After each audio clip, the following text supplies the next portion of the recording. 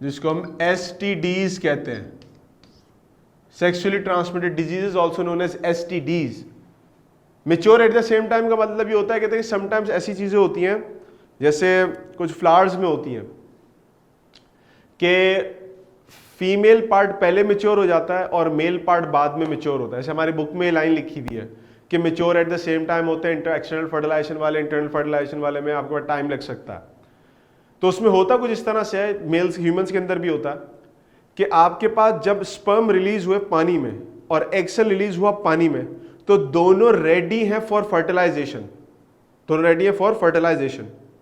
Mails and females में for example इस तरह से होता है ह्यूमंस के अंदर कि स्पर्म आपके पास मेच्योर हो जाते हैं और रेगुलर बेसिस पे बनते रहते हैं। फीमेल में, ह्यूमंस में एग सेल सिर्फ एक बनता है पूरे एक मंथ में। तो टाइम डिफरेंस है फर्टिलाइजेशन का भी और टाइम डिफरेंस है maturation of sperm and egg cell का भी, कि यहां पर कई सारे स्पर्म डेली बेसिस पे बन रहे हैं मेल्स के अंदर इन ह्यूमंस, जबकि इन ह्यूमंस फीमेल में एक एग सेल बन रहा है, वो भी पूरे महीने में किसी एक टाइम पे रिलीज होगा, वो किसी भी टाइम पे रिलीज हो सकता है। तो उसमें टाइम डिफरेंस है, मैच्योरिटी का टाइम भी डिफरेंस है और रिलीज होने का टाइम भी डिफरेंस है। जबकि हम जब एक्सटर्नल फर्टिलाइजेशन देखते हैं तो वहां तब जब स्पर्म रिलीज होता है तो उसी वक्त एग सेल रिलीज होता है और दोनों रेडी होते हैं फॉर फ्यूजन। ये मतलब है इस बात का, समझो मेरी बात का मतलब। तो टाइमिंग्स का डिफरेंस है in maturity of the egg cell और द स्पर्म्स इन ह्यूमंस, क्योंकि उनमें एक्सटर्नल इंटरनल फर्टिलाइजेशन होती है। और जो आपके पास जो एक्सटर्नल फर्टिलाइजेशन वाले हैं जैसे फिशेस हो गए, एम्फीबियंस हो गए, तो उनमें जिस टाइम पे मेल एंड फीमेल ऑर्गेनिजम्स आके मिलते हैं फॉर मेटिंग, उस वक्त वो दोनों रेडी होते हैं कि वो अपने एग्स और स्पर्म रिलीज कर दें इनटू द वाटर और वहां पर फर्टिलाइजेशन हो जाए। ठीक है, अच्छा, क्योंकि उसमें मसला है कि अगर फॉर एग्जांपल मेल अपने स्पर्म रिलीज कर दे और एग सेल कभी बाद में रिलीज हो तो स्पर्म तो जाया हो जाएगा पानी में जाके, या एग सेल पहले रिलीज हो गया और स्पर्म रिलीज ही नहीं हुआ या स्पर्म ही नहीं मिला तो एग सेल जाया हो जाएंगे। तो दोनों को साथ में आना जरूरी है। ठीक है, now let's talk about sexually transmitted diseases. Sexually transmitted disease वो डिजीज होती है, सबसे पहली बात, that are transmitted by sexual contact. Sexual contact के जरिए आपके पास यानी ट्रांसमिटेंस हो रही है। दूसरी चीज इंपॉर्टेंट बात याद रखिएगा, सेकेंड ईयर में दोबारा पढ़ेंगे इस टॉपिक को, तो उस वक्त के लिए याद रखिएगा कि एसटीडी जितनी भी होती है ना, ये आमतौर पे बॉडी के फ्लूइड से लगती हैं, बॉडी के फ्लूइड से। अच्छा, बॉडी के फ्लूइड कितने होते हैं? लिम्फ, ब्लड, सलाइवा, आपके पास स्वेट, ठीक हो गया, और इस तरह से पस अगर जनरेट हो रही है किसी इन्फेक्शन पार्ट से, ये सारी बॉडी के म्यूकस, ये सारे बॉडी के फ्लूइड्स हैं। लेकिन 3 पर्टिकुलर बॉडी फ्लूइड्स ऐसे हैं कि जिनसे एसटीडीज लगने का चांस ज्यादा होता है। पहला आपके पास है ब्लड, दूसरा आपके पास है सलाइवा, और तीसरा आपके पास है रिप्रोडक्टिव फ्लूइड्स।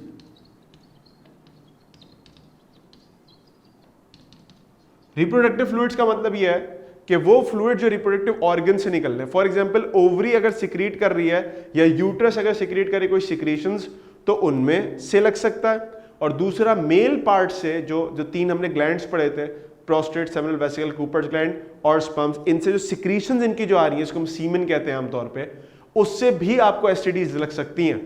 ना जब हम एसटीडीज को देखते हैं तो there are different kind of STDs. हमारी किताब में इसकी पूरी तफसीलात नहीं है, जैसे क्लामाइडी है, किनोरिया है, सेफाइलस है, एचआईवी है, इस तरह से हेपेटाइटिस लग जाती है, hepatitis C, then we have herpes, बहुत सारी हमें एसटीडीज मिलती हैं। तो हर एक काइंड की जो एसटीडी है उसके लगने का तरीकेकार थोड़ा डिफरेंट है। मिसाल के तौर पर I will give you an example. हमारे पास लेट सपोज अगर हम बात करते हैं ब्लड से लगने वाली, तो ब्लड से हमें एचआईवी भी लग सकता है, यानी एड्स जो होता है, एचआईवी का वायरस होता है, एड्स बीमारी होती है। इसी तरीके से हमारे पास हर्पीज जो है वो भी ब्लड के जरिए लग सकती है, और इसी तरीके से हेपेटाइटिस जो है, हेपेटाइटिस सी स्पेसिफिकली, ये भी आपको ब्लड के जरिए लग सकती है। बट अगर हम इससे आगे चलते हैं और हम सलाइवा की बात करते हैं, तो सलाइवा से आपको, सलाइवा जो है उससे आपको हर्पीज की एक फॉर्म होती है, उसको हम, हर्पीज की 2 फॉर्म होती है, एक जेनाइटल हर्पीज होती है और एक ओरल हर्पीज होती है। ये माउथ या सलाइवा के जरिए लग सकती है आपको, ठीक। अच्छा, थैलेसीमिया का जो इशू है ना, मैं थैलेसीमिया का इशू बता दूं। थैलेसीमिया जेनेटिक डिसऑर्डर है। एसटीडीज जितने भी है, मैं यहाँ लिख भी देता हूं, मैं लिखना भूल गया, मुझे लिखना चाहिए था पहले कि एसटीडीज, यहाँ पॉइंट नंबर 6 लिख रहा हूं। एसटीडीज जितने भी होते हैं ना, वो सारे के सारे या तो वायरस से लगते हैं या किसी बैक्टीरिया से लगते हैं। ये जेनेटिक डिसऑर्डर्स नहीं होते। Any STD, sexually transmitted diseases, जो सेक्सुअल कॉन्टैक्ट से लग रही है, जो बॉडी के ब्लड फ्लूइड से लग रही है, they are always transmitted from the person, patient, to the other person, either through viruses और बैक्टीरिया। वो वायरस बैक्टीरिया के जरिए बीमारी लग रही होती है। तो मैं हर्पीज का बता रहा था कि हर्पीज भी सलाइवा से लग जाती है, and there are some chances कि एचआईवी या एड्स जो है वो भी आपके पास इससे सलाइवा से लग रही होती है। फिर हमारे पास रिप्रोडक्टिव फ्लूइड्स की बात आ जाती है। रिप्रोडक्टिव फ्लूइड्स जो हैं, रिप्रोडक्टिव फ्लूइड्स वो तकरीबन सारी बीमारियां उससे लग सकती हैं आपको। यानी हर्पीज की अगर मैं बात कर लूं, अगर मैं हेपेटाइटिस की बात कर लूं, अगर मैं एड्स की बात कर लूं, and so on, I can like right many of them, तो ये आपको इससे लग रही होती है। तो कुछ बीमारियां ऐसी हैं एसटीडीज कि जो कि सिर्फ सलाइवा से लगती हैं, जैसे oral mouth herpes, oral herpes mouth से लगने का चांस ज्यादा होता है। और हर्पीज की दूसरी वो जेनिटल हर्पीज, वो रिप्रोडक्टिव फ्लूइड से लगती है। तो ये इस तरह से आपको चीजें मिल रही होती है। नाउ ये एसटीडीज वायरस बैक्टीरिया से लगती है, हमें समझ में आ गया। Now what are the dos and don'ts, कि ये एसटीडीज लग किस किस चीज से सकती है और किन चीजों से नहीं लग सकती। यानी what should you do and what are the don'ts, कि किसके जरिए नहीं लग सकती, what are the factors that don't have the tendency to transmit sexually transmitted diseases to another person। तो अगर मैं इसके पॉइंट्स लिखना शुरू करूं तो इसके पॉइंट्स कुछ इस तरह से होंगे कि आपके पास, जैसे मैंने जिक्र कर दिया यहाँ पर, डूज में जानी जैसे से लग सकती है, वो आपके पास बॉडी फ्लूइड है, ठीक हो गया। इसी तरीके से किसी का इंजेक्शन इस्तेमाल करना या किसी का ब्लेड इस्तेमाल करना, या अगर आपके पास ब्लड ट्रांसफ्यूजन हुआ है, ब्लड ट्रांसफ्यूजन हुआ है, किसी को आपने ब्लड दे दिया, किसी से ब्लड ले लिया, बगैर चेक किए ले लिया, तो उससे भी लग सकती है। ये डिजीज इसे ही कॉज होती हैं। हाँ, यानी एसटीडीज जो है ना, जो वायरस बैक्टीरिया है, वो इसी तरह की डिजीज कॉज करती है।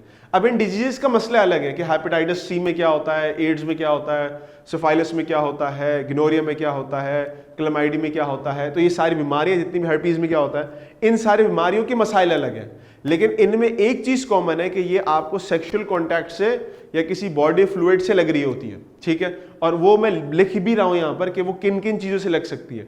बॉडी फ्लूइड पहला आ गया, किसी का इंजेक्शन ब्लेड इस्तेमाल कर रहे हैं उससे लग सकती है, किसी बंदे को था तो उससे आपको लग जाएगी। अगर किसी बंदे को थी इनमें से कोई एक बीमारी और आपने उसका ब्लड ले लिया तो उससे भी लग सकती है। इसी तरीके से एक चौथा पॉइंट, जाहिर सी बात है, वो सेक्सुअल कॉन्टैक्ट वाला भी है, तो सेक्सुअल कॉन्टैक्ट से भी लग सकती है, वो रिप्रोडक्टिव फ्लूइड वगैरह आपको ट्रांसफर हो रहे होते हैं उससे। किन से नहीं लग सकती एसटीडीज, किन चीजों से नहीं लग सकती? पहली चीज, आपके पास किसी का, यानी आप कह लो एक तरीके से कि किसी के कपड़े, यानी क्लोथ्स यूज करना, शर्ट मैंने किसी की इस्तेमाल कर ली, सारी चीजें। सर इसमें ज्यादा की ट्रीटमेंट नहीं हो सकती, नहीं, इसमें ज्यादा की ट्रीटमेंट हो सकता है। एड्स का ट्रीटमेंट नहीं है, हर्पीज का ऐसा ट्रीटमेंट नहीं है, हेपेटाइटिस सी का ऐसा ट्रीटमेंट नहीं है, गिनोरिया का ट्रीटमेंट है, सिफाइलिस का ट्रीटमेंट है, क्लेमाइडी का ट्रीटमेंट भी है। तो ये कुछ बीमारियों का है। इसमें एक चीज याद रखिएगा, जो वायरल डिजीज है ना, वो ऐसी चीज जो वायरस से फैलती हैं, उनका एज सच कोई हमारे पास वो नहीं है, मतलब इतना कोई खास ट्रीटमेंट नहीं है अवेलेबल। बैक्टीरियल डिजीज का है, फिर भी हो जाती है वो, ठीक है। तो किसी के क्लोथ इस्तेमाल करने से एज सच नहीं बीमारी लगती, अनटिल कि उसके कपड़े ही गंदे इतने हुए हो कि उसमें सारी कचरा लगा हुआ हो। एक चीज हो गई। इसके अलावा फिजिकल कांटेक्ट, फिजिकल कांटेक्ट से मुराद क्या है? किसी से आप हाथ मिला रहे हैं, किसी से आप गले मिल रहे हैं, उससे भी नहीं लगती बीमारियां, ठीक है, उससे बीमारी नहीं लगती। तीसरी चीज, सेम स्विमिंग पूल का इस्तेमाल, इससे सेम स्विमिंग पूल से दूसरी बीमारियां तो लग सकती हैं, कोई गंदा पानी है या किसी को कोई स्किन डिजीज हुई हुई है तो वो फैल जाए, किसी के कोई इन्फेक्शन हुए में हाथ पे, स्किन पे, तो वो लग सकती है, लेकिन ये नहीं लगेंगी, क्योंकि इसका आपको पता है कि ये तीन चीजों में से किसी एक से लगती हैं। अब कोई किसी के दिमाग में ऐसा कोई स्विमिंग पूल में थूक दे जाके सलाइवा, तो फिर क्या होगा? नहीं, वो इतना कम अमाउंट का होता है कि वो डिसॉल्व हो जाता है, वो आपकी बॉडी तक नहीं पहुंच सकता, ठीक है। तो ये इसमें कुछ चीजें हैं। तो इन चीज़ों से आमतौर पे नहीं, किसी का हाथ मिला रहा है, आप किसी बंदे को फॉर एग्जांपल हर्पीज हुआ, हाथ भी नहीं मिला रहा, बोल रहे नहीं मैं तुम तो कुछ हुआ है तुम्हें, तो इनसे आमतौर पे बीमारियां इस तरह की नहीं लग रही होती। तो ये डूज एंड डोंट्स है कि किससे बीमारियां लग सकती हैं, किससे नहीं लग सकती, और आपने एहतियात क्या करना है, जाहिर सी बात है एहतियात उन चीज़ों से करना है जिन चीज़ों से लग सकती हैं। किसी का कैंची नाई के पास जाते हैं तो वो बाल ब्लेड इस्तेमाल करते हैं तो चेंज करवा लें या उसको स्टेरलाइज करवा लें। सर ब्लड ट्रांसमिट सेटअप कोई भी बाइनरी हो सकता है? बाइनरी का मतलब मैं समझा नहीं, मतलब क्या इस बात का क्या मतलब बना?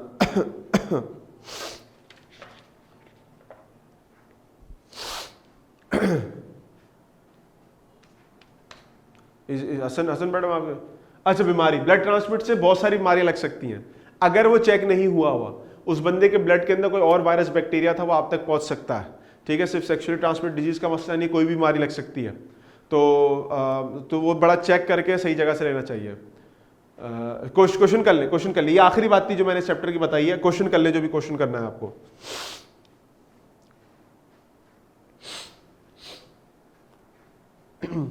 प्रीवियस लेक्चर अपलोड हो जाएंगे, हो जाती कभी कभार उसमें देर सवेर रहती है, उसको इंशाल्लाह अपलोड कर रहे हैं साथ साथ। सवाल कर लो।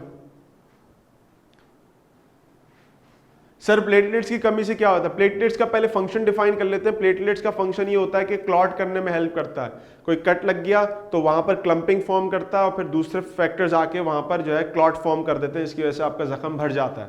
अब प्लेटलेट्स की कमी अगर होगी तो ब्लड क्लॉटिंग में प्रॉब्लम आएगी, सबसे पहली चीज।